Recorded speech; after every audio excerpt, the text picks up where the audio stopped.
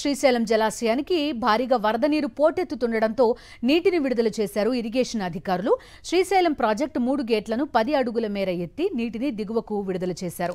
ఎగువ నుంచి వరద ప్రవాహం భారీగా వస్తుండటంతో ఒక్కో గేటు నుంచి 26,000 క్యూసెక్కుల చొప్పున నీటిని విడుదల చేశారు.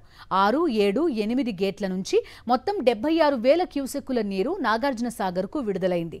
దీంతో శ్రీశైలం ప్రాజెక్టు వద్ద కృష్ణమ్మ పరవళ్లు తొక్కుతుండటంతో వీక్షించేందుకు సందర్శకులు తరలివస్తున్నారు. శ్రీశైలం పూర్తిస్థాయి నీటి మట్టం 885 అడుగులు కాగా ప్రస్తుత నీటి మట్టం 878.4 అడుగులు ఉంది.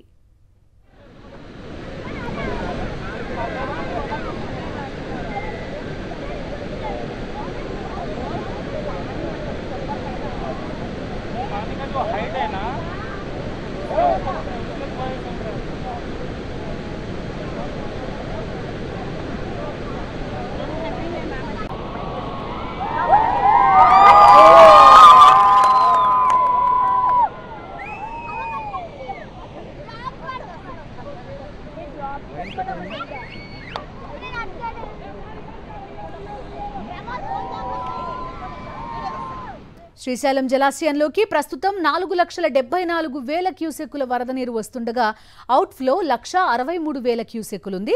ప్రాజెక్టు నుంచి పోతిరెడ్డిపాడు హెడ్ రెగ్యులేటర్ ద్వారా 23,000 క్యూసెక్కుల నీటిని రాయలసీమకు విడుదల చేయగా తెలంగాణలోని కల్వకుర్తి లిఫ్ట్ ఇరిగేషన్ ప్రాజెక్టుకు 1,600 క్యూసెక్కుల నీటిని విడుదల చేస్తున్నారు. 2 తెలుగు రాష్ట్రాల విద్యుత్ కేంద్రాల్లో విద్యుత్ ఉత్పత్తి కోసం 63,133 క్యూసెక్కుల నీరు ఉపయోగిస్తున్నారు.